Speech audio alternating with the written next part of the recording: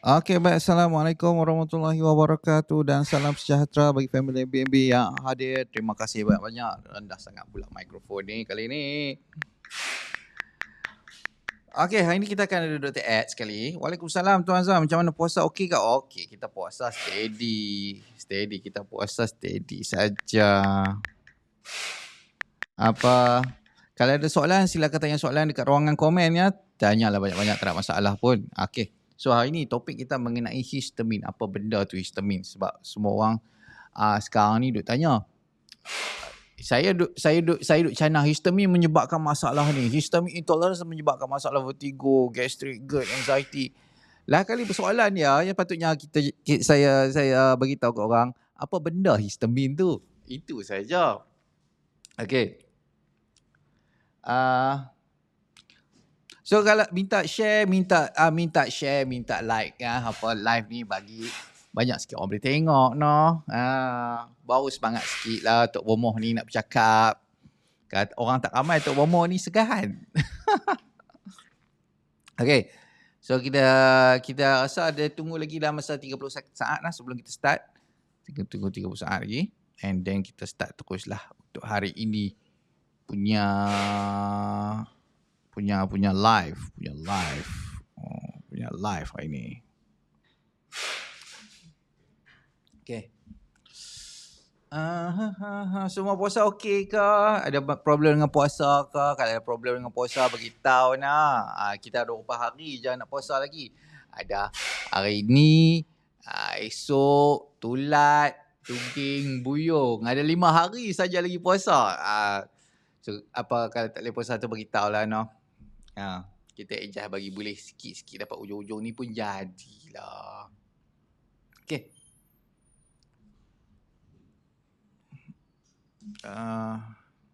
Ya.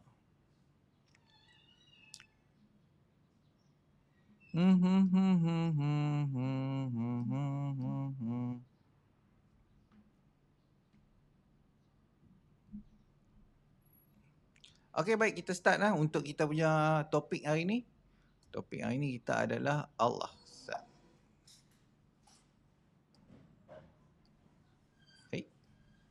Okay. Topik hari ni adalah mengenai untuk lagi saya tak nampak pula dia punya komen. So saya letak kat sini komen supaya boleh nampak. Kat sini saya letak untuk satu lagi. Untuk yes, bagi nampak sikit. Okay. Okay. Kita recap balik semalam. Semalam mengenai untuk masalah leaky gut. Apa itu sebenarnya leaky gut? Saya explain sekali lagi secara cepat dengan pantas. Okay. Leaky gut bermaksud berlakunya keradangan pada dinding usus akibat stres. Dan keradangan ini menyebabkan benda asing boleh masuk melalui usus kita. Terutamanya makanan terhadap virus dan bakteria. So sebagai contoh saya tunjuk kat sini. Yang ni sepatutnya dinding usus kita macam ni. Dia ada lapisan mucus. Nampak ni? Dekat sini. Okey, tengok. Ni dia explain bagus kat sini. Kita tengok gut microbiota yang ni Saya ini besar sikit. Okey. Gut microbiota, yang ni lah bakteria usus ni. Saya nak cakap bakteria usus kecil apa semua yang bagus apa tak bagus ke semua. Ni lah. Dia duduk di atas lapisan mucus. Ni, mucus. Mucus layer ni, dia sebenarnya adalah macam hingus. Dia betul-betul macam hingus. Sifat dia betul-betul macam hingus. Dia dihasilkan oleh satu sel dinamakan sebagai goblet cell. Goblet cell. Dekat hidung kita pun ada goblet cell ni. Goblet cell ni yang bertanggungjawab menghasilkan mucus. Bahasa cakap, bahasa profesional dia panggil mucus tapi kita panggil hingus senang. Hingus. Okey. Yang mana tugas mucus ataupun hingus ni untuk melindungi dinding usus kita. Kita nampak melindungi dinding usus kita dari bakteria, virus dan benda-benda yang membahaya lah senang kata nah. Okey. Tapi ni satu bonus bonus. Ting ting ting ting ting. Okey. Start.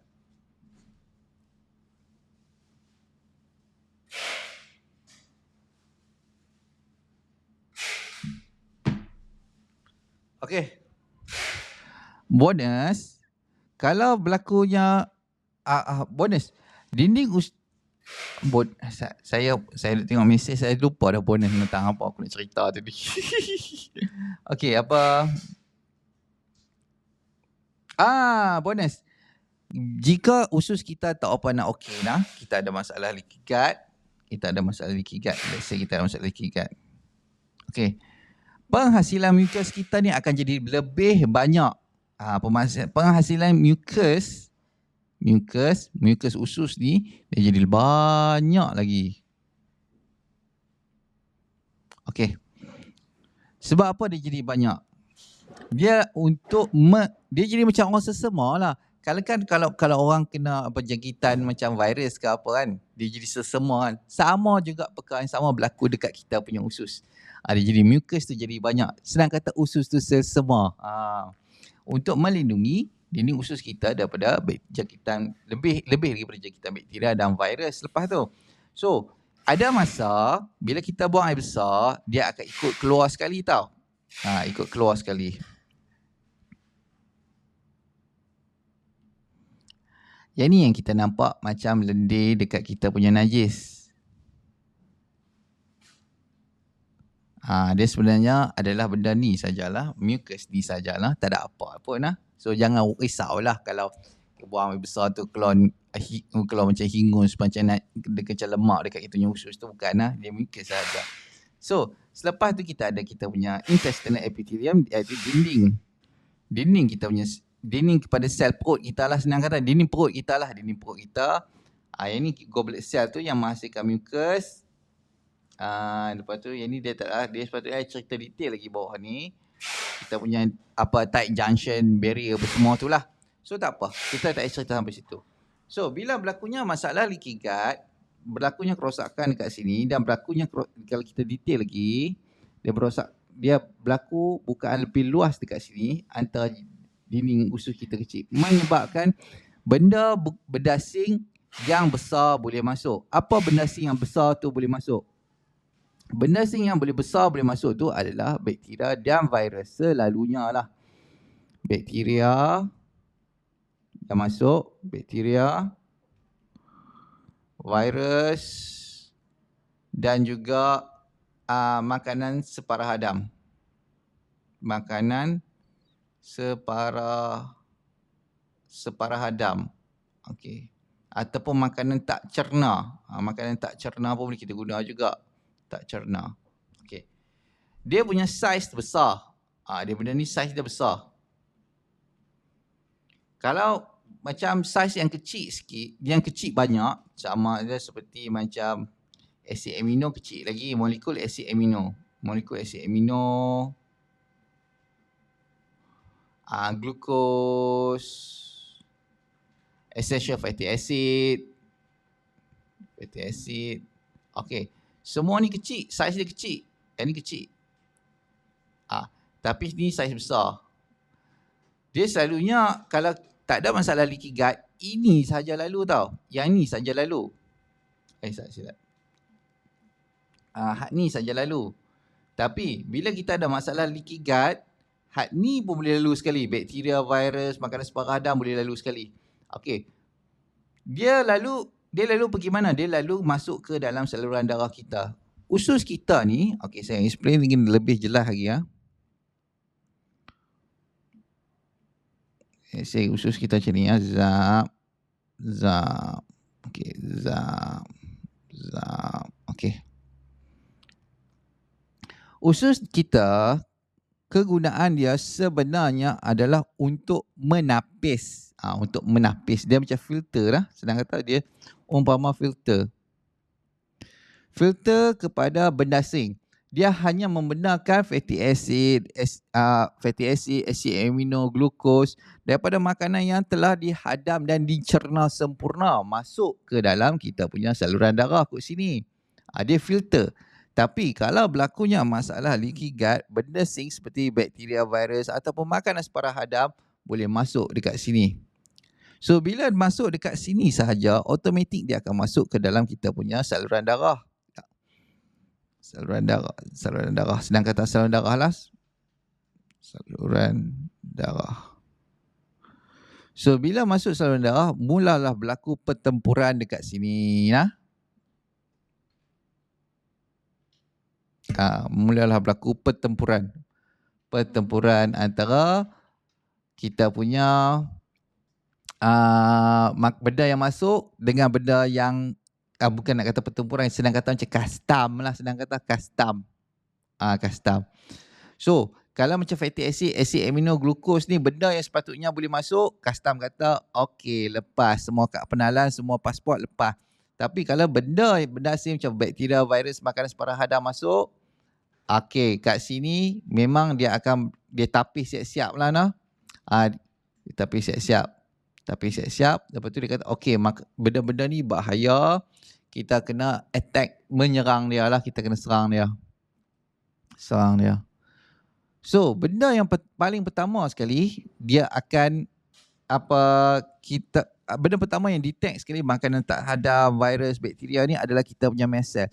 Mast cell ni terletak di seluruh tubuh badan kita, hampir seluruh tubuh badan kita dia ada mast cell ni. So, dia akan detect benda tu. Lepas tu first, dia akan lepaskan histamin dekat sini melalui mast cell degranulation lah. Dia lepas histamin. Histamin ni dia akan datang dengan kawan dia sekali lah. Prostaglandin dengan leukotrienes. Dua benda ni adalah ejen radang. Okey, sama juga histamin. So dia akan pergi dekat tempat yang berlakunya masalah ni dan buat keradangan dekat tempat tersebut. Dia macam attack, letak bom sikit lah kat situ. Bom. Lepas tu baru dia pergi repair. Ini yang disebutkan sebagai apa orang kata?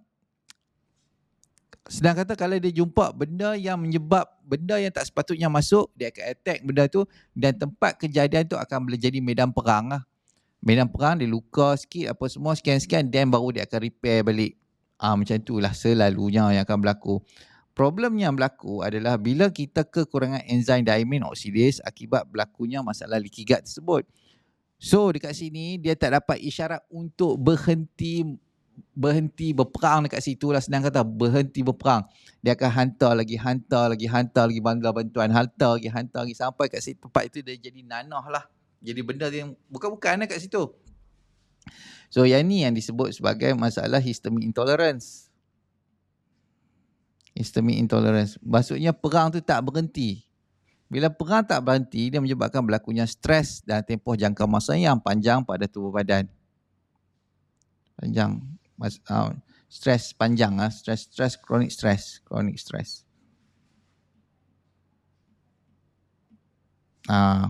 So bila berlaku chronic stress, dia mula start jadi macam-macam benda-benda bukan-bukan dah. Okey.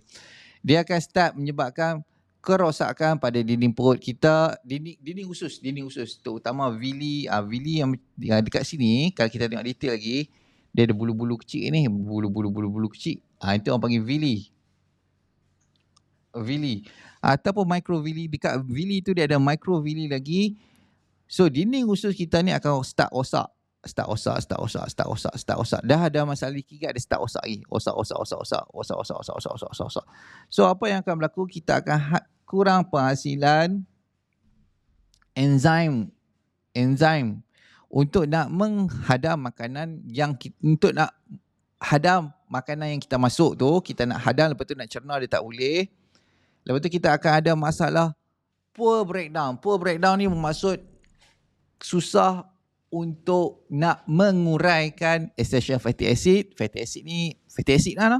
Lepas tu essential acid amino dan juga karbohidrat. So dari situ, benda yang tak dapat kita uraikan dengan sebaik mungkin ni akan menjadi makanan bakteria. Bila menjadi makanan bakteria, kita akan start ada masalah SIBO dan sekian-sekian benda pelik-pelik tu lah. Usus kita akan jadi start kemut slow. Ada jadi macam-macam problem. Okay, Sat, kita tengok soalan. Puasa apa? Mahfuz hadis, saya doakan semua sihat puasa dapat puasa seperti biasa. Amin. Tak ada soalan, cuma nak bagi tahu simptom yang Ija bagi tahu hari tu dekat Tuan Azhar dah sepakai okey sangat-sangat. Cuma ambil masa yang lama juga nak elok, dan nak masa 4 bulan simptom dekat mulai hidung berdarah tu. Faham. Puasa pun okey sangat, dah tak ada apa-apa yang jadi, alhamdulillah. Okey, alright. So, Sat, kita tengok. Okey, tak ada apa. Tak ada apa. Okey. So, masalah leaky gut ni, histamin ni saja. Kita pegang benda simple saja, tak payah pegang susah. Masalah histamin hanya berlaku bila kita ada masalah histamin, bila kita kekurangan diamine oksidase. Pegang ini saja. Kenapa kurang diamine oksidase? Sebab berlakunya masalah radang pada dinding usus. Radang pada dinding usus. Sebab apa kalau radang pada dinding usus, kita akan kekurangan enzim diamine oksidase. Sebab dinding usus kita ni, sel dinding usus yang menghasilkan diamine oksidase. Okey. Histamin dan radang pada dinding usus ni sebabkan oleh apa? Sebab stres. Stres ni ada 3 secara general: emosi, fizikal dan juga makanan, ubatan. So kita kena solve benda ni. Makanan, ubatan ni selalunya. Fizikal ni kalau jadi masalah tulang belakang tak boleh buat apa lah. Kena solve problem tulang belakang. Emosi ni jarang sangat kecuali trauma pada kecil lah. Trauma pada kecil jadi. Tapi kalau selalunya makanan, ubatan ni kita boleh adjust lagi. Yang ni pun boleh ubah, yang kita boleh adjust. So itu yang kita belajar MBB tu nah. Ingat, histamin hanya berlaku jadi masalah bila kita ada masalah histamine intolerance. Bila ada masalah histamin, kenapa ada masalah histamin intolerance? Sebab kita kekurangan diamine oksidase. Kenapa kita kekurangan diamine oksidase? Sebab kita berlakunya radang pada dinding usus. Sebab apa berlakunya radang pada dinding usus? Akibat 3 benda ni, stresor utama. Emosi, fizikal, makanan dan ubatan. So makanan dan ubatan kita boleh adjust. Fizikal ni kena dapatkan rawatan. Dia masalah tulang belakang saja. Selalunya tak ada masalah. Chronic stress ni masalah tulang belakang saja. Lepas tu stresor, lepas tu trauma, emosi ni trauma. Itu sahaja nah. Histamin ni kalau okey apa guna dia histamin? Histamin ni dalam keadaan tiada histamin intolerance, dia guna untuk nak pergi merosakkan dulu satu kawasan tersebut, untuk rawat kawasan tersebut dulu. Dia jadi lebam, dia jadi bengkak. Sedang kata untuk panggil bala bantuan imun sistem kita datang untuk melawan jangkitan. Itu kerja dia. Okey. Dah habis buat kerja dia akan reda dengan sendirinya. Nah? Tapi kalau kita ada satu benda akibat kekurangan diamine oksidase, kita ada masalah usus, jadi histamin intolerance, bermaksud dia sentiasa akan melakukan radang pada tempat tersebut. Dia berlaku radang, tak berhenti. Ini yang menyebabkan daripada sikit saja benda, dia boleh jadi masalah besar lagi nah. Okey.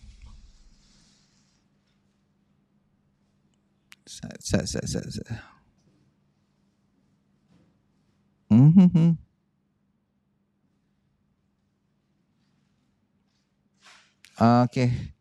So kalau ada soalan, silakan tanya soalan. Okey. Untuk Alamin Ramli, 3 hari lepas lembek terus terpaksa pergi klinik cucuk. Sebab apa tu Tuan Alamin Ramli? Sel darah putih pun dah back to normal sebab hari tu kan ada infection sebab MBB juga. Sebab MBB juga, MBB NF5. Okey. Soalan ni best. Kenapa bila kita macam selsema kan? Ni untuk orang tengok lah nah. Kalau macam selsema ataupun demam. Yang ni ilmu untuk nak baca blood result lah. So kita akan tengok dekat itu ada berlaku peningkatan sel darah putih. Lepas tu ada masa juga kita tengok penurunan sel darah putih. Sebab apa pula? Sel darah putih. Okey. Waktu kita demam, normally kita punya sel darah putih akan meningkat. Normally lah dia akan meningkat. Lepas tu habis sahaja demam, dia akan menurun. Sel darah putih kita akan menurun. Okey, menurun daripada normal lah. Kita boleh tengok dia punya daripada reference range tu, dia akan turun nah. So yang ni perkara biasa. Untuk sel darah putih ni pun histamin juga yang panggil, rekrut dia. Tanpa histamin, Oi, kalau tanpa histamin, mati terus kita secara automatik kan. Sebab tu histamin ni satu benda yang sangat berguna.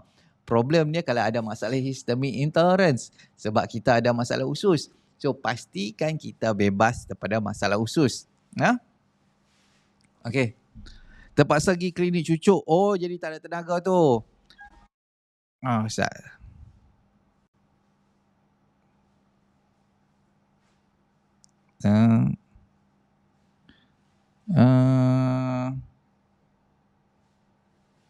Mana ni? At left, at left. Jap ya. Yes, one. Okey, Assalamualaikum Dr. Ed. Waalaikumsalam. Ada voice. Okey. Okey, alhamdulillah ingat.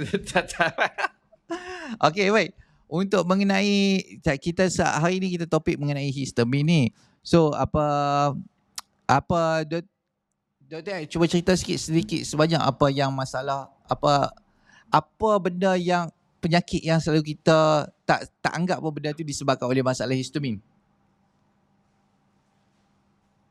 Leaky gut lah sedang kata daripada leaky gut. Daripada leaky gut lah maksudnya. Sinter pada leaky gut. Okey. So, kita kena faham dulu apa histamin. Okay. Dulu histamin ni sebenarnya kita selalu ingat histamin tak elok. Tapi sebenarnya histamin ni adalah satu benda yang kalau ikutkan adalah satu sistem apabila terdapat satu benda yang foreign particle, benda-benda yang kata orang luar yang tak sepatutnya ada badan kita, dia akan activated dan dia akan cuba keluarkan daripada badan kita kan. Tetapi apabila histamin ini terlampau banyak, badan kita pula tak dapat nak kata orang nak adapt dengan histamin yang terlampau banyak tu, itu menyebabkan keluar reaction, sensitive reaction, allergic reaction, kata gatal badan, semua boleh sentuh lah. Contohnya kan, sesama kan, demam, sakit kepala, semua tu, itu semua sebabkan histamin kan. Tapi apa yang penyebab utama? Histamin tu adalah chemical dalam badan kita yang mengeluarkan reaction. Tapi apa penyebab utama kan? Contohnya lah, selalunya kita ada apa?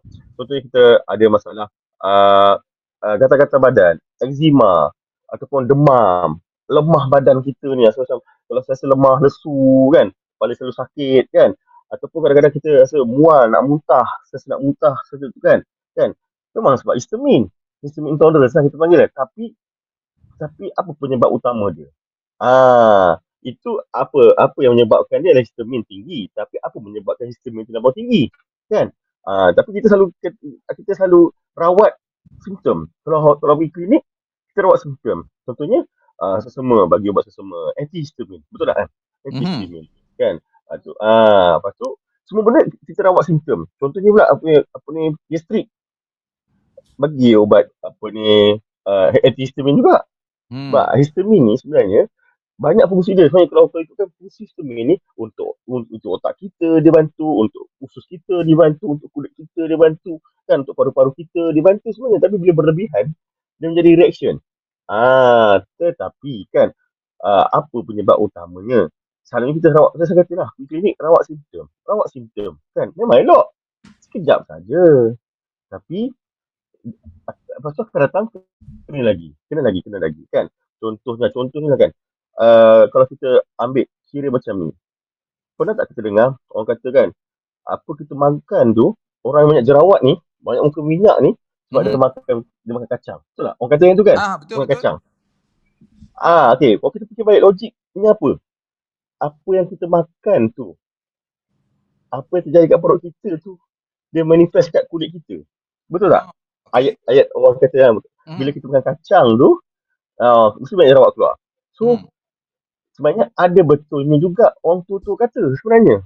So, apa yang kita kena tengok? Perut kita lah, sistem penghadaman kita lah sebenarnya. Kan? Kenapa orang ni makan kacang tak ada benda? Contohnya, orang ni makan kacang jerawat keluar banyak. Orang ni makan seafood tak ada benda masalah pun. Orang ni makan seafood sikit je dah kena. Contohnya macam tu lah. Kenapa kan?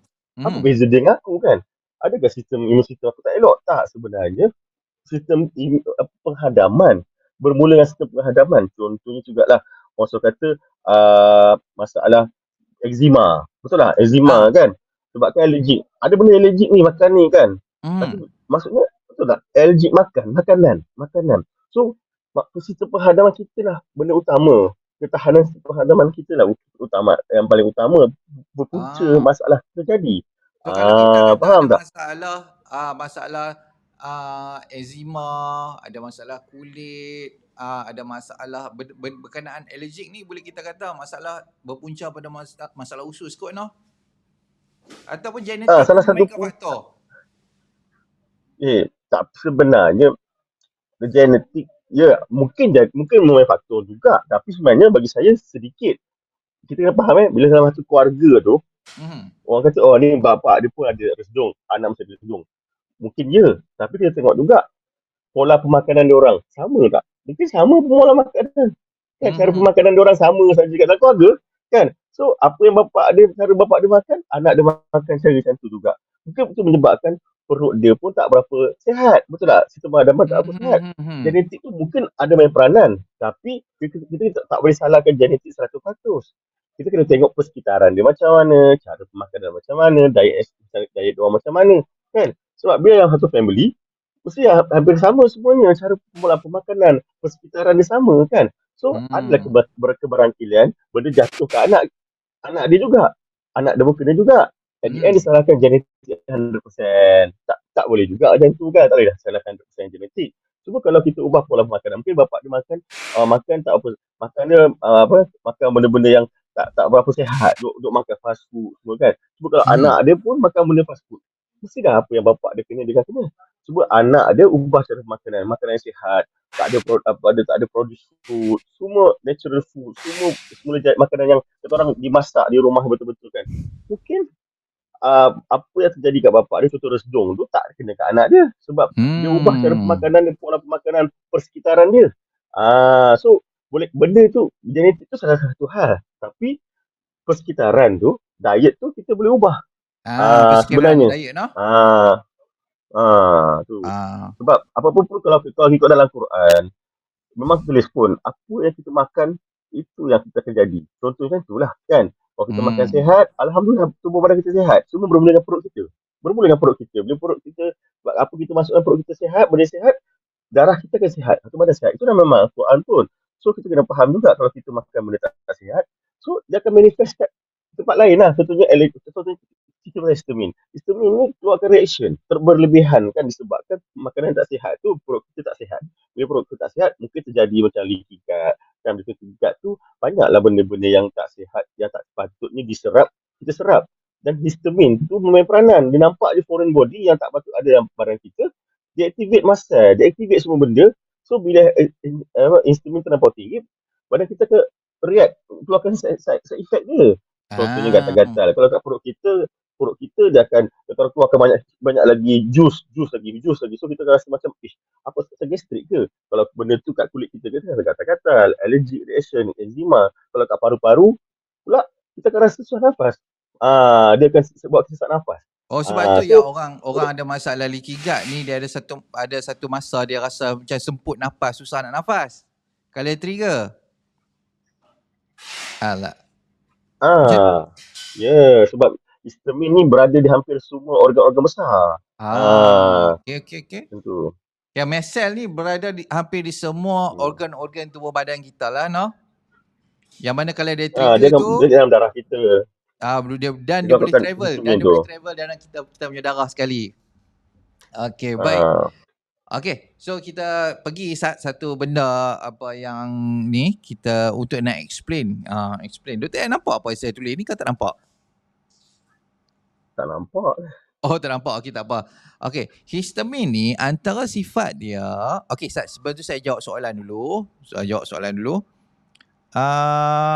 Okey, daripada Nur Azmina Malik tau. Daripada Nur Azmina Malik, kita tengok okey.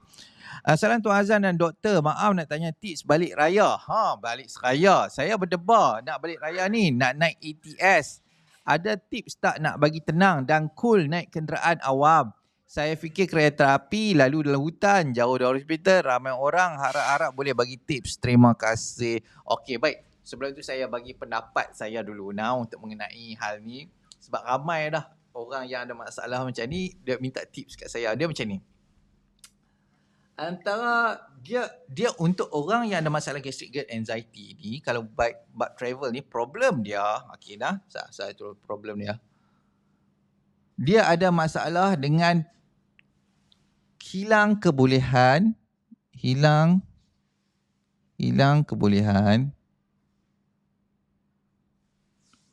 untuk berhadapan dengan stres, untuk berhadapan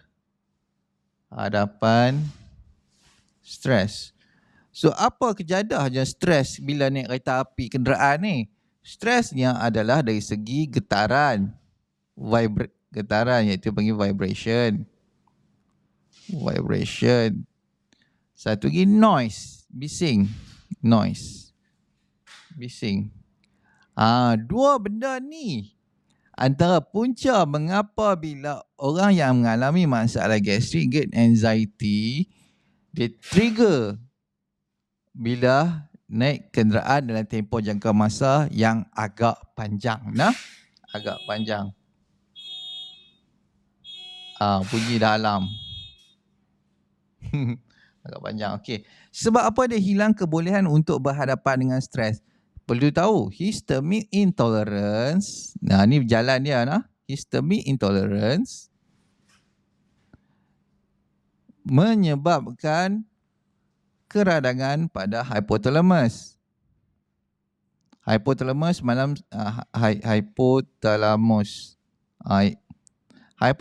ni yang kontrol kita punya emosi kebanyakan masa dan juga kontrol kita punya hormon untuk trigger adrenal gland untuk menghasilkan kortisol ataupun adrenalin bergantunglah kelenjar adrenal.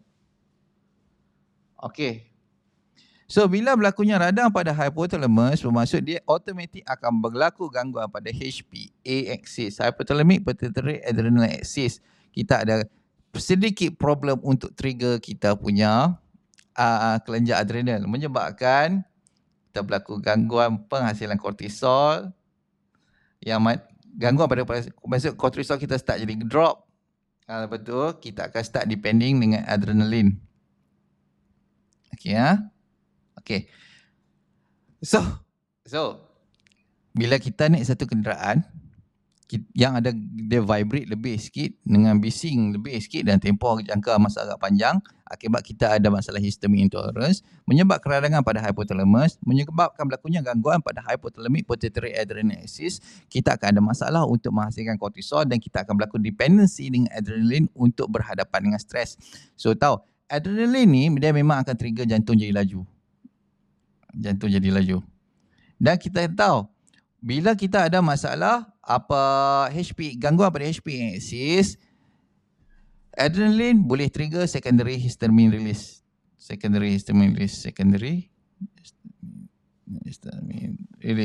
Sebab tu bila kita start saja jantung jadi laju, automatik perut nak start kembung, badan nak start rasa sakit tak tentu pasal, semua benda ni Okey. So, apa perlu buat dalam problem ni? Antara dia adalah pastikan makan. Ada sugar, benda sugar. Ada sugar ataupun makanan. Untuk mengurangkan stres. Sebab dia bukan sebab apa, dia sebab sugar. Dia sebenarnya sebab gula. Gula reduce kita punya stres. So pastikan ada benda-benda manis lah kita makan tu. Kita makan nasi, lepas tu kita makan benda manis sikit. Pastikan kenyang lah lebih kurang. Dan benda ni kurang sakit lah nak trigger. Itu saja. Ada makan. Pastikan tak selesa sikit, makan sikit lah. Itu sahaja. Dan benda ni memang berkesan lah, memang menjadi pun. Dan sepatutnya benda ni kalau kita ikut MAB lama-lama, kita praktis sama R5+, MPD, sekian-sekian, apa semua, workout apa semua, dia akan hilang bila kita kembali ada kebolehan untuk berhadapan dengan stres. Tetapi selagi itu, kita kena dependent dengan ni lah. Makan, dan kereta tu makan, relax, apa semua kan. Sebab apa? Sebab dia tak tahan dengan benda ni. Itu sahaja. InsyaAllah apa Nur Azmina boleh balik lah kampung tu, no. Inilah tips dia, inilah tips super. Okey. Setelah Ijaz harungi macam-macam sinta yang Ijaz rasa teruk lah duk mat, akhirnya Ijaz dapat survive, syukur sangat-sangat. Okey, baik sahab. Kenapa bila sinta keluar muka dan tapak tangan jadi pucat? Tapak tangan jadi pucat. Okey, kita serahkan pada Dr. Ed. Sebab apa bila simptom datang tapak tangan jadi pucat, Dr. Ed? Okay. Kenapa? Dia macam ni, dia sistem, dia contohnya macam fight and flight. Betul kan? Fight and flight. Peredaran darah kita akan pergi kepada crucial organ yang paling penting. Apa yang dia perlu, paling penting yang perlu diprotect? Otak dan jantung kita. So that's why bila kita panik ke apa, kita berada satu tempat baik sebab kita pucat. Kita pucat. Bibir pucat, tangan kita pun sejuk semua kan. Kenapa? Kita tengah panik. So fight and flight.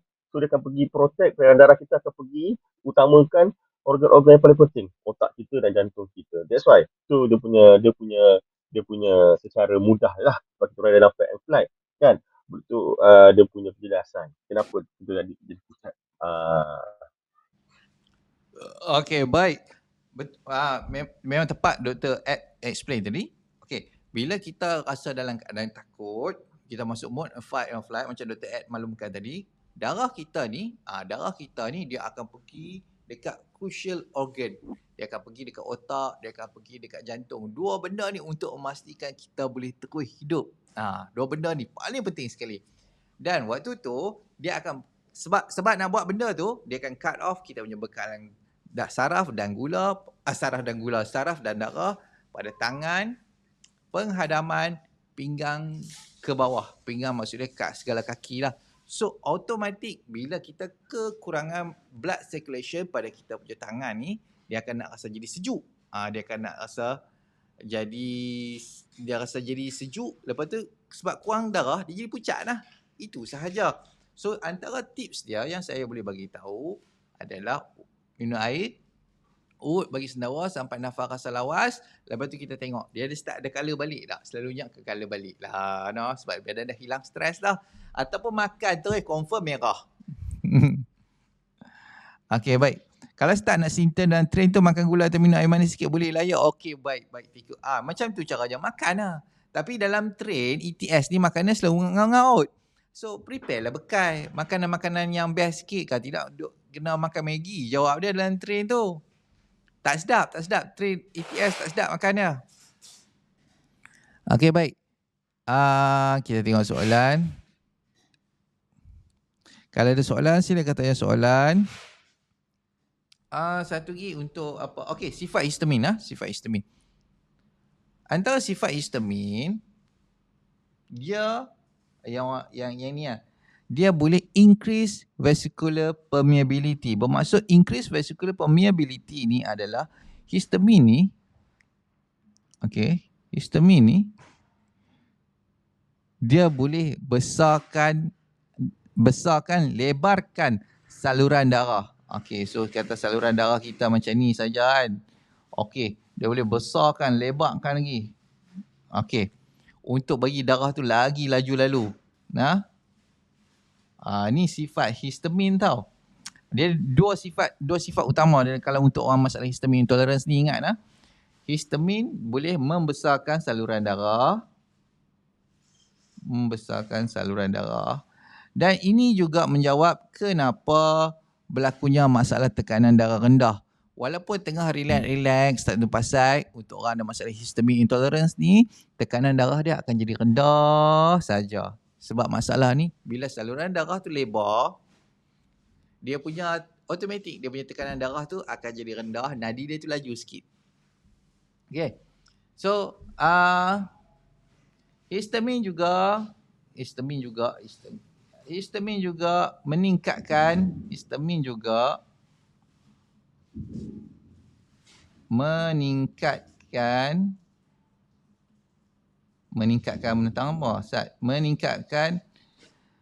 keboleh-telapan saluran darah. Ini antara satu lagi sifat histamin. Dia kata saluran darah macam ni, Allah, saya lukis pun mengarut dah ni. Okey. Dia boleh bagi benda yang selalunya tak lalu boleh lalu. Contoh, dia akan meningkatkan keboleh-telapan.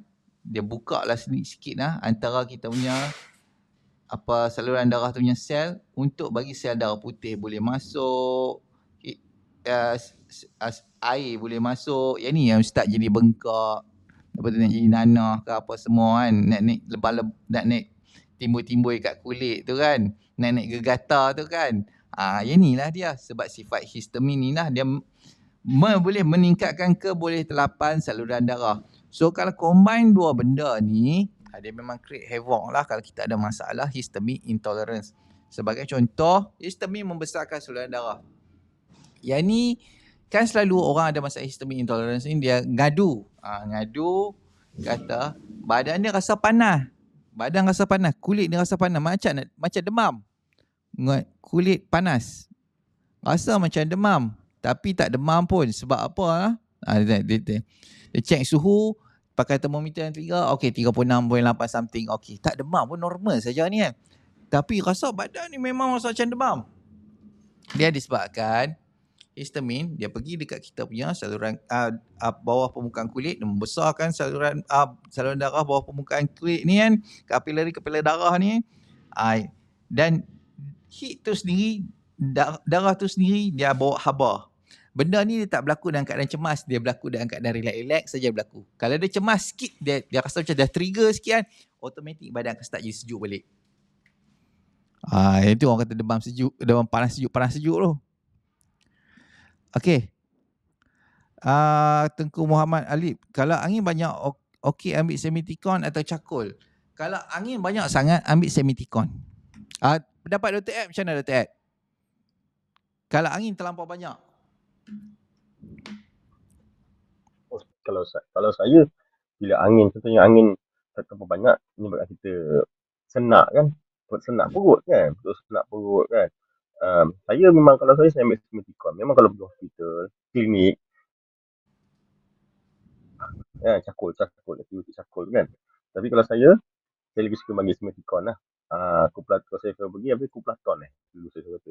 Kuplaton, ambil Kuplaton tu lagi cepat lah, lega kan. Bukan tak boleh Charcoal tu, cuma lambat saja. Benda tu natural, Charcoal tu benda natural, lambat saja. Semiticon ni dia settlekan angin, dia settlekan kembung, dia settlekan sakit perut tu. Semua sekali harum. Charcoal tu lebih pada angin saja dia nak buang. So bagi saya Semiticon lah, ambil yang benda yang Semiticon tu lah. Okey, saya bersetuju untuk apa Dr. Ed maklumkan. Semiticon ni dia lebih berkesan lah daripada Charcoal. Charcoal ni saya pun tak tahu sebab apa.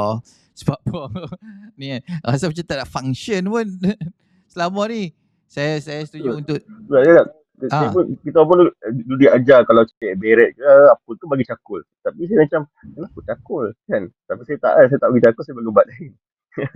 Kalau saya tahu lah memang guideline macam tu. Bagi loperamide settle lah. Betul lah, loperamide kan. Tapi mungkin Charcoal tu kalau saya kerajaan lah, Charcoal tu murah.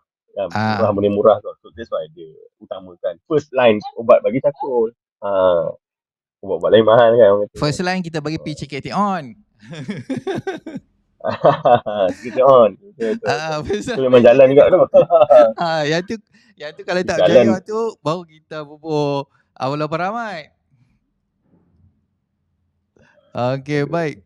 Ketika anxiety berlaku, apa yang perlu kita lakukan? Kalau anxiety dah trigger, kita yang paling penting, kita kalau boleh ada benda bergula, ada benda manis, kita ambil makan. Sebab dia boleh meredakan banyak. Itu saja. Selalu pesan, kalau anxiety trigger, cari benda manis. Cari air manis ke, kita ambil, kita minum. Dia boleh redakan. Sebab badan waktu tu dia memang perlukan sugar. So kita top up sugar, dia akan reda. Kalau Gaviscon ni untuk masalah pedih ulu hati, kita ambil Gaviscon lah. Tapi saya tak galakkan sangat tau untuk saya senang kata saya tak bagilah senang untuk Gaviscon. Jadi macam Gaviscon antacid ni, antacid Lepas tu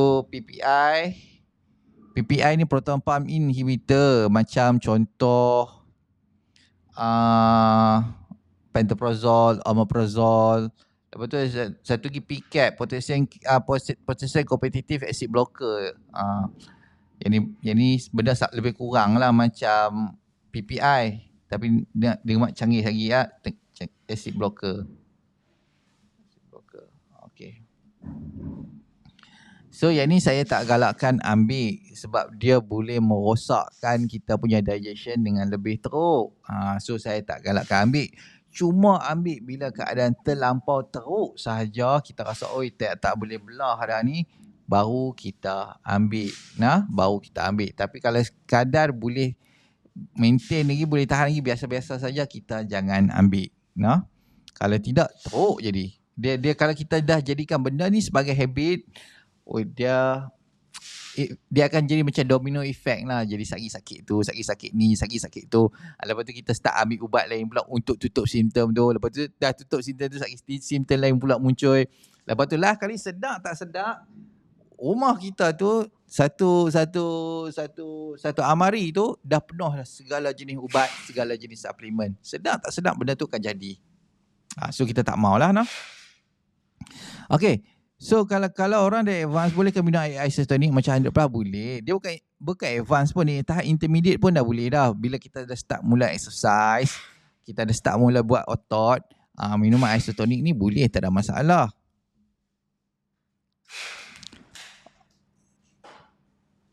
Okay. Salam Ramadan untuk daripada Tuan Izwan Hajiz. Kita tengok Ustaz.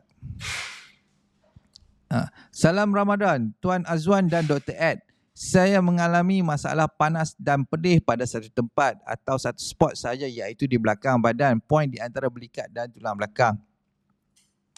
Selalu terjadi sebelum time makan dan 30 minit selepas makan.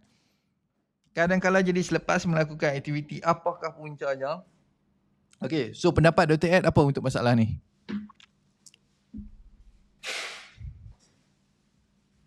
Kalau dari segi perubatan kan, kita doktor kata ini memang muscle. Jadi dari segi perubatan muscle kan, doktor dia kata muscle ni urat ni, dia akan bagi ubat tahan sakit perut lah, ubat tahan sakit untuk urat lah. Ataupun urat tegang, dia akan bagi ubat untuk relaxkan muscle kita kan. Itu dari segi perubatan selalu macam tu lah, sebab kadang-kadang unexplainable. Kalau soalan, kalau datang kat doktor sebelum makan, lepas makan, bila nak buat aktiviti kan, mesti benda tu pun macam pelik. Saya pun kalau orang datang kat saya macam tu macam pelik, tapi saya kata ini daripada urat tu bagi bahasa mudahnya muscle, sebenarnya muscle bukan urat tu, muscle. So kita akan bagi muscle relaxer kan, itu dari segi perubatan kan. Tapi bila dalam MBB ni kan muscle, tapi lebih pada angin. Kadang-kadang angin saja. Cik Azam mesti kata suruh urut dulu. Sebelum makan tu urut dulu, lepas makan urut dulu kan.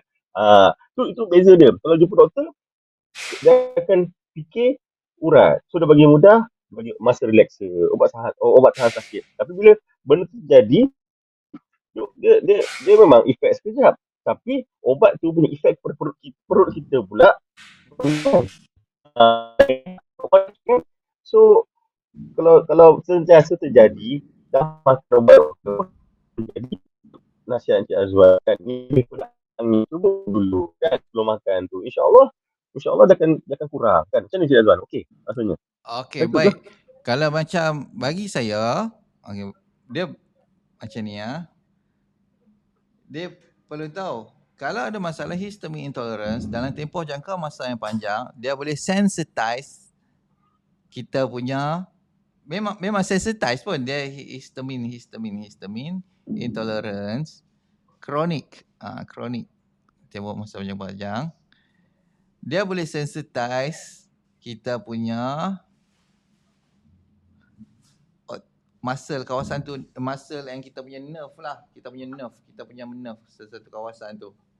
Bermaksud waktu awal-awal dia tak trigger teruk lagi tau, tapi sampai satu masa saja, even sedikit trigger je, dia boleh rasa macam sakitnya, padahal dia punya peningkatan sakit tu dia perlahan-lahan Sampai satu masa kita buat benda sikit saja, ataupun sebab benda ni saya selalu tengok orang report, dia macam terkejut dengan apa-apa benda, tiba-tiba sakit belakang. Dia bawa kereta, dia sakit belakang. Dia pergi shopping mall, stres lebih sikit, dia sakit belakang. Dia sakit belakang dengan panas lah. Lepas tu dia makan, tak apa nak kena, tiba-tiba sakit belakang, panas. Dia bergaduh dengan dia punya bini pun, sekali tiba-tiba belakang sakit panas. Dia kata saka lah ni, saka rimau dia nak main lah apa semua. Bermaksud dia punya nerve dah sensitize lah. Dia sensitif lebih lah sedang kata kepada histamin, senang kata. Histamin, sensitif lebih. Bukan histamin saya, dia senang kata dia punya kawan dia tu lah, prostaglandin dengan leukotriene. Dua benda ni. Leukotriene. So otot kita waktu tu, macam Dr. cakap, betul. Kalau pegang pun dia rasa macam seketui belakang. Rasa kerah. So betul lah kalau untuk ubat sementara waktu dia tu bagi masa relaxan tu betul lah. Tapi benda tu dia akan tetap berulang. Tapi dia punya severity tu, dia punya sakit tu, dia akan meningkat. Sampai satu masa pun kena berbongkok sebab dia punya sakit dah tu. Okay. So, cerita dia untuk Cik Izzuan Hajiz, benda ni kita bagi time saja. Time, masa. Sebab benda ni dia kena nak repair, dia kena kurangkan tubuh badan tu, masa nerve kita kurang pada sensitif pada histamin. Benda ni ambil masa, tapi percayalah benda ni akan solve dengan sendirinya. Sendirinya dia akan solve. Bagi masa saja, bagi masa. Okey. Okey, saat kita tengok kalau kena vertigo ambil gula juga. Kalau kena vertigo ambil gula juga. Dia tak jadi. Okey, sebab apa kena urut? Sebab bila kita tekan kawasan yang rasa sakit waktu tu, dia akan bagi relax kita punya bagi relax tubuh badan, dia akan masuk mode rest and digest, masuk sympathetic dominant sekejap, dia on off. So mudah untuk kita bagi sendawa, kita tekan, bagi sendawa. Badan makin relax, kita kurang menghasilkan histamin, dan rasa sakit tu akan hilang perlahan-lahan. Okey. Untuk Cik Rosman Ahmad, saya ambil 18 paket awal lagi ni. Malam susah nak tidur lagi, setera malam pun tak ada, senak perut ada lagi. Malam nak tidur ada nafas macam laju, pusing sana, pusing sini. Oh, seperti biasa. Kalau ada masalah macam ni, kontak saya terus. Sebab saya kena tahu makan macam mana, siapa dah attack sekarang, adjust. 012-503-7753. Mesej saya terus untuk Cik Rosman Ahmad, sebab saya nak tengok makanan sekarang macam mana, apa buang air besar sekarang macam mana, dan dietec sekarang siapa yang handle. Sebab sedang saya apa-apa detail saya boleh minta dekat dietec itu untuk hantar kat saya berkenaan masalah tuan. Okey, orang di Sibu ni kalau ambil karbo saya tak ambil gula, apa terjadi? Dia ambil karbo saja. Karbo ni lambat sikit nak urai, tapi kalau gula tu dia cepat bagi badan rest. Itu sahaja beza dia untuk Tengku Muhammad Alip. Okey, Assalamualaikum Tuan Azwan dan Dr. Ed. Saya makan minyak zaitun setelah makan terus jantung berdebar. Kenapa macam tu dan apa nak buat? Thank you very much untuk Zambar Hama. Okey, Dr. Ed ada pendapat tak kenapa makan minyak zaitun ni jadi berdebar jantung ni?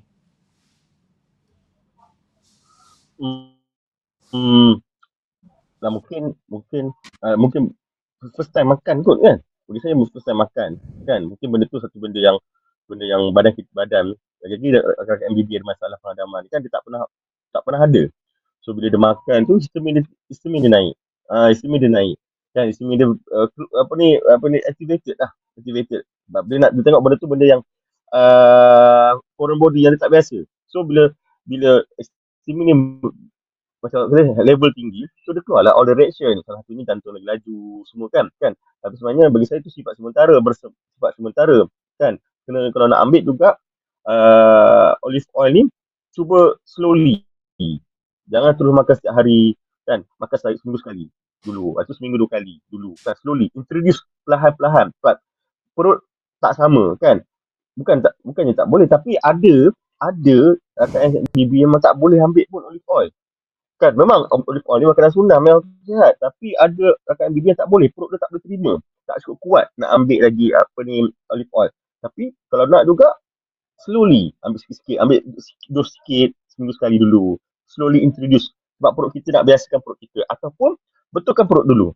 Betulkan makanan dulu. Bila perut dah kuat, baru boleh try ambil olive oil tu. Macam mana pendapat Cik Azwan? Okey tak? Okey, Ke baik. ada beza pendapat? Dia lebih kurang je. Cuma kena ingat untuk orang yang ada masalah gastric gut anxiety ni, dia selalunya jangan ambil minyak zaitun ni. Waktu perut kosong tapi waktu lepas makan tu betul dah. Cuma waktu perut kosong ni jangan ambil. Kalau lepas makan tu betul dah cara ambil tu. Cuma olive oil ni dia oil. Kalau oil, dia memerlukan kita punya hempedu function tip-top. Hempedu dengan kita punya pankreas lah. Pankreas, dua benda ni. Hempedu ni sebagai nak keluar bile juice. Bile juice ni yang akan orang kata salut kita punya minyak tu dengan molekul air supaya boleh mudah nak absorb dalam kita punya usus kecil. Jus hempedu ni sangat penting.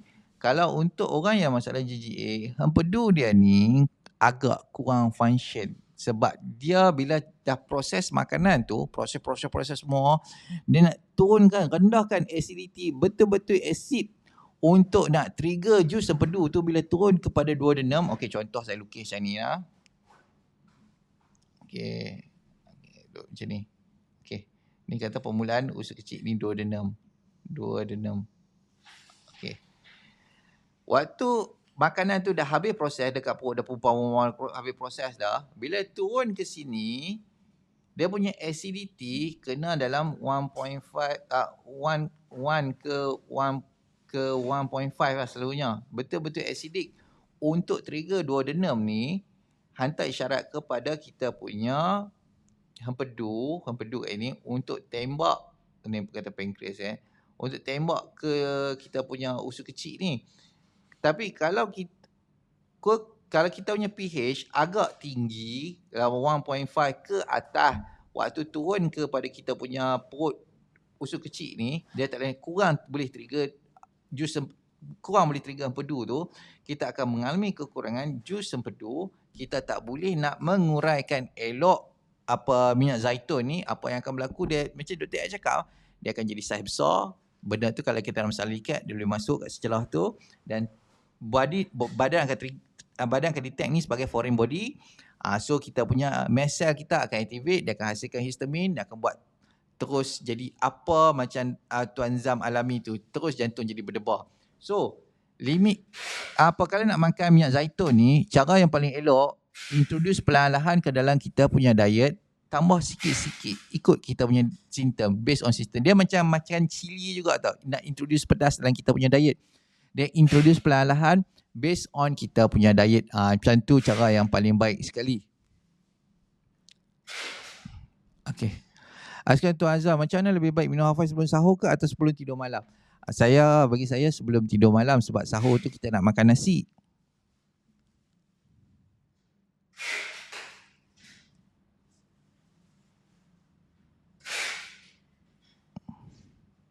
Okey. Untuk Tuan Izzuan Aziz, maaf kerana saya ada soalan lagi. Tak payah perlu minta maaf lah. Tanya soalan banyak, tak ada masalah. Setiap kali selepas makan, saya akan ambil masa 30-45 minit. Okey, baik. Berlalu baru saya minum air. Selama masa itu perut tidak kembung. Tetapi selepas minum air suam, tapis, kowe, jadi auto kembung dan senak. Sendawa sentiasa kalau bernasib baik. Kalau tak boleh sendawa dan buang angin, jam. Apakah punca yang macam ni, Tuan? Sebenarnya dia memang dah bloated dah pun. Di sini. Ni perut. Ni let's say Tuan dah makan semua dalam ni kan. Tapi cuma gas tu tak boleh naik ke atas. Itu sahaja. Dia duduk atas permukaan ni sahaja.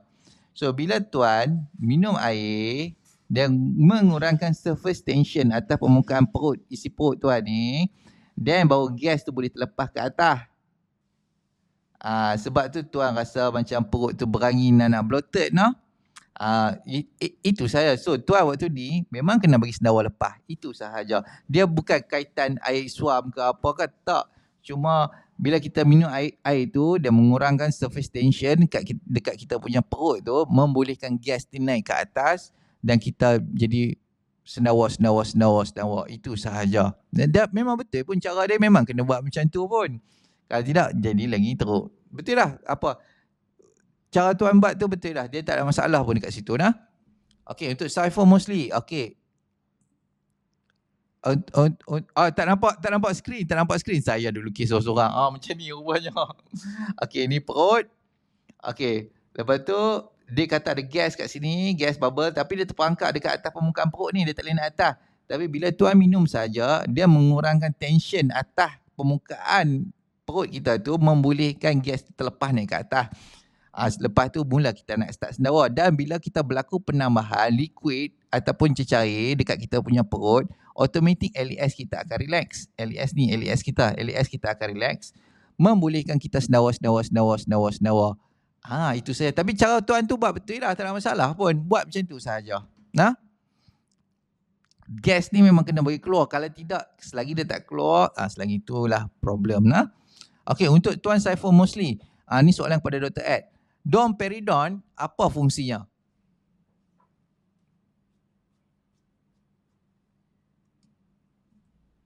Sekejap, domperidone. Okay, domperidone tak saya dia ubat untuk ubat muntah. Ubat muntah, ubat motion sickness. So kalau orang tu nak muntah ke, orang tu nak pergi, dia nak naik kereta, dia nak naik ferry ke apa ke yang menyebabkan dia motion sickness, kita akan bagi dia domperidone lah. Lebih daripada domperidone. Mexolon dia muntah. Domperidone lebih daripada motion sickness, dia muntah-muntah. Itu lah ubat domperidone. Okay. Baik. So domperidone ni betul. Dr. Ed lagi cakap apa ni? Okey. Domperidone ni contoh kalau macam orang perut mual kan. Okey, macam ni. Perut mual ni dia tak ada masalah. Dia tak ada apa pun. Cuma dekat bawah ni dipanggil sebagai pyloric sphincter bawah ni. Pyloric sphincter. Kalau badan kita stres, ada angin sahaja ke apa semua bala, benda yang menyebabkan stres, pyloric sphincter ni dia kecup, dia tutup. So apa yang akan berlaku? Dia akan berlaku pertambahan gastric juice dekat sini. Gastric juice kita akan banyak. So bila gastric juice kita banyak, tak lepas, dia automatik jadi mual. Okay. So kalau untuk domperidone ni, dia digunakan untuk orang ada masalah dyspepsia juga. Dyspepsia ni makan tak turun lah. Makan tak turun, indigestion. Okay. Untuk merelakskan otot pyloric sphincter ni supaya dia boleh buka benda ni. Tapi benda ni kalau berterusan kita ambil buat macam ni, dia mudah jadi berlaku SIBO tu lagi teruk. So kita tak buat nah. Kita ambil bila crucial saja, bila orang kata teruk saja baru kita ambil. Kita tak buat selalu. Ada reason sebab apa perut tu tahan makanan tu daripada turun. Ada sebab dia. Okay. Saya ambil MBB waktu pagi sebelum sarap. Okey ke? Okey, tak ada masalah. Tapi Tuan Rosman minta kontak saya terus. Tuan Rosman dalam grup Fadilah kan? Dietitian Fadilah. Pastikan hantar gambar makan. Itu yang paling penting sekali. So kalau apa-apa jadi kan, mudah untuk saya berurusan turun dengan dietitian itu, saya akan minta dia makan apa? Tuan Rosman ni makan apa hari-hari kan?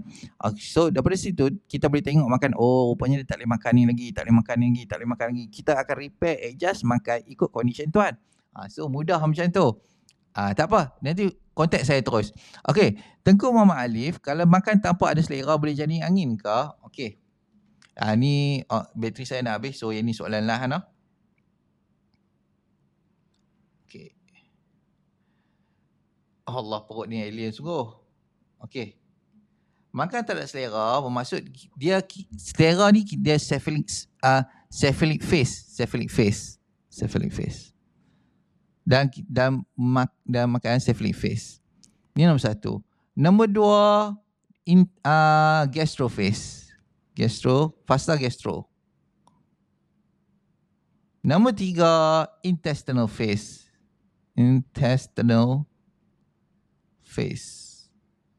Okey, kita ada 3 fasa ni. Kalau kita tak dapat selera makan, kita tak boleh trigger gastroface. Kalau tak ada gastroface, kita tak boleh trigger intestinal face. So sangat-sangat penting untuk trigger selera makan tau. Kalau tak ada selera makan, kita tak boleh trigger gastrophage. Gastrophage ni maksud penghasilan asid perut, penghasilan enzim yang sepatutnya untuk hadam makanan. Dan intestinal phase ni kita punya proses kemul usus, kita punya release jus pankreas, release jus empedu. Penting. Semua ni berasal daripada cephalic phase. So, trigger cephalic phase dulu. Ingat saya punya petua saja bersamaan ni. Sebelum makan, minum air dulu. Minum air. Lepas tu urut. Bagi nafas rasa lawas. Bagi senawa-senawa sampai nafas rasa lawas. Bagi sampai rasa selesa. Baru kita makan. Sebab kita dah boleh start trigger cephalic phase. Kalau tak trigger cephalic phase, maksud pyloric sphincter kita masih tutup. Kita masih mual lagi tau. Kat sini masih banyak gastric juice kat sini. Dia makan 2-3 suap saja dah tak boleh masuk dah. Ataupun makan lebih sikit, tekak nak rasa terlekat. Lapar lagi tapi tekak nak rasa terlekat. Lepas tu nak kena muntah, nak mual, nak pening, nak segala mak nenek, leceh. So ingat tips saya paling mudah, sebelum makan minum air. Lepas tu urut bagi sendawa sampai nafas rasa lawas. Baru kita makan. Nak urut dekat mana? Urut dekat kawasan badan yang rasa sakit, keras, kebas, lenguh. Dia boleh berada di seluruh tubuh badan. Dia boleh ada dekat belikat, dekat tengkuk, dekat tangan, dekat paha, dekat kaki. Cari poin-poin ni, urut bagi sendawa sampai nafas rasa lawas, baru makan. Okay.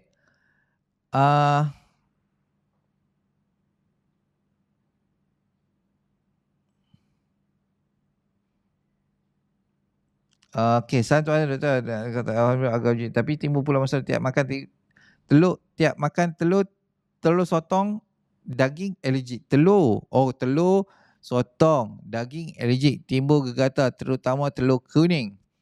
Okey. Yang ni dia kena detail sikit ni untuk Tuan Zulhiman. Kontak saya terus 012-503-7753. Kita go to detail sikit. Kot ada benda di celah-celah tu yang trigger allergic tu. Nak kena buat kerja detektif sikit bab ni. Okey, untuk Alpha Ultra, untuk Tuan Zambarhama, okey.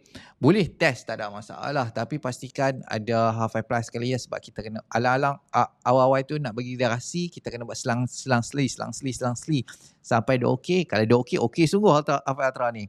Okey, makan salad tapi tak hadam, kenapa ya? Sebab kita kekurangan enzim dan bakteria yang sepatutnya untuk nak hadam salad tersebut. Okey, so cara dia, kurangkan salad tu kurangkan salad. Lepas tu kita pastikan tengok najis kita okey tak okey. Kalau dah okey, kita tak perlu dah. Kalau daripada masa ke masa kita tengok, kita kurangkan okey. Bila kita buang tak ada salad, okey tak apa. Lepas tu kita naikkan dia jumlah salad tu. Okey, tengok tak ada lagi salad ni, okey lagi, kita naikkan lagi jumlah salad tu sampai kita boleh makan jumlah banyak. Lepas tu makanlah salad lain sekali, makan sayur-sayur lain sekali Makan sayur lain ni penting tau. Okey.